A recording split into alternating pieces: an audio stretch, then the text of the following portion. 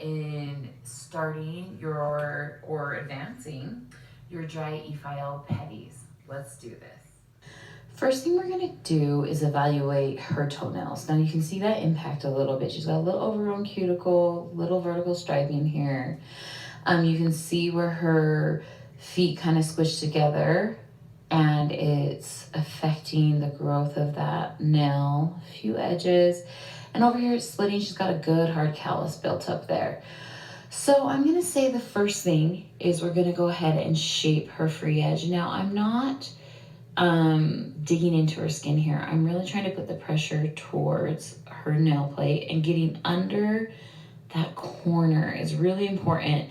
And I take it from the middle of the free edge, and you kind of have to hold down the toe sometimes to help you get to the next one, and take it as straight across as possible. That's gonna help us reduce, oh, sorry, I hit our camera, reduce the chance of ingrown.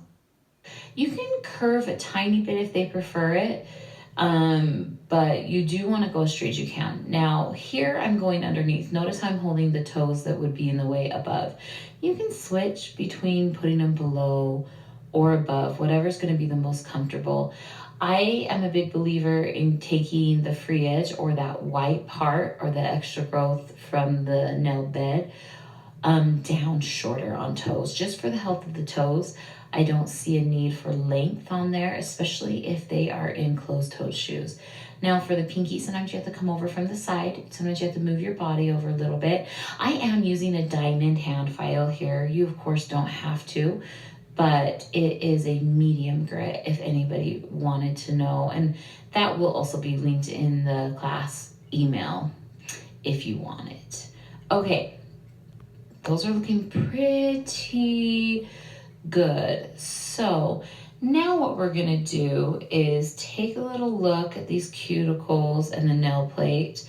We're going to want to reduce that cuticle that is stuck on the nail plate. So that brings me to my e-file that has a little bit dust on it here because I worked on her other foot first, but I've got my power, my forward and my reverse, and my RPM control. I'm gonna go to about 15,000 RPMs, okay? And I'm gonna be in forward. You can be in reverse if you're left-handed. Just forward, you move in one motion from right to left, and reverse, you move in one motion from left to right. So we're gonna use this flat edge of this bit and just place the cuticle on top of the cuticle where it should be, and it'll help kind of peel off that excess growth on toes. This happens a ton, and this is a medium grit diamond bit, and my touch is gonna be very smooth, very, very soft. And sorry, you can see my e-file has a little bit on there. We did her whole other foot to practice before this, just so I could plan for you. But it's gonna look something like this. See this soft tapping? I'm not where it is, I'm where it should be. And if the cuticle is dry and overgrown, it will just exfoliate itself right off. I'm gonna move the camera here so that it can be a little bit better angle for you. I'm just gently going across. And then you've got to choose if you're actually prepping for gel toes or natural. We're doing natural nail care here, but I would still do all of this the same before you did any gel toes to really get that cuticle up and off the plate. So if I can't tell if it's dust or cuticle, I just dust it off with a little nylon brush, okay? Notice here, that calloused edge, I can run this diamond bit on hard, dry skin. Now I'm not into the plate like I showed there. I'm nice and flat with it. The whole bit is going across the plate flat, and I'm gonna smooth out her ridges there. So we'll start on this side. See how this is curved down? It's almost trumpeted in from that pressure. I need to reduce this callus on this side, so I'm just gonna tap it a little and then come across for the cuticles just as we start working our way in. Now, we are going to use a little bit of a callus or cuticle reducer after we do this for that excess skin, maybe underneath that free edge. But if you're gonna do any e-file work on the toes, You've got to do it before you introduce any kind of moisture. I know this is a dry pedi, but using our products still qualifies as a dry pedi because they only penetrate certain layers of the skin and we're not soaking in water. We actually want this dry before any products if you're going to use an e-file like this, so that we don't accidentally try to exfoliate away some skin that isn't dry. And again, staying flat. And we're going to go right across there. And I'm turning, notice how I turn my e-file where the tip is always towards that curve of the skin. Oh, that was satisfying as it exfoliated away. What that's going to do is make sure we're not digging into the plate. Now over here is going to be a little bit different. You're going to see me go across like the white skin or the skin without melanin in it, where it's dried up and no longer live tissue, and exfoliate away. That's really important to know. And then you're going to see me do it a little bit more on the edge of this pinky because she has a built up callus on that edge that really can cause issues. It can actually cause a lot of pain. It's starting to split a little bit, but it hasn't split down to where it's like an open wound. So I am just gently tapping and just starting the exfoliation process of it. Oh, sorry, that ankle's not great. I will tell you guys, finding the right angle for this is tricky to show, but you can see there, I'm just gently tapping. One thing to note, these dry pedicures cannot be rushed, especially if it's your client's first time there. You need to book yourself ample time, maybe even a 2-hour slot, and make sure you're charging accordingly for that first pedicure, where you know you have time to address things at the speed you need to. So because she doesn't have heavy cuticles or calluses, we're at 15,000 RPMs, and that's gonna help us not go too deep into the skin. Okay, nippers. Now, yes, I'm gonna use some nippers, and we're only going after that white, dry skin. You can absolutely use a bit to exfoliate this if you wanna do more high-end cuticle work. And if you do, I have an advanced cuticle class available online as well. But the trick here is putting the skin that is dead, the white, dry skin, in between the blades before you clamp down, making sure you're clearly only clamping down on it and nothing else. Let me zoom in and go slow here. See how it's between my blades and I'm only gonna clamp on the white? Then I clamp down and then I pull away. Too many people like clamp and pull at the same time, causing more tearing issues. And again, you're after dry, non-pigmented skin that doesn't have any blood flow. If you're gonna use your nippers at all, make sure you have a good grip on them.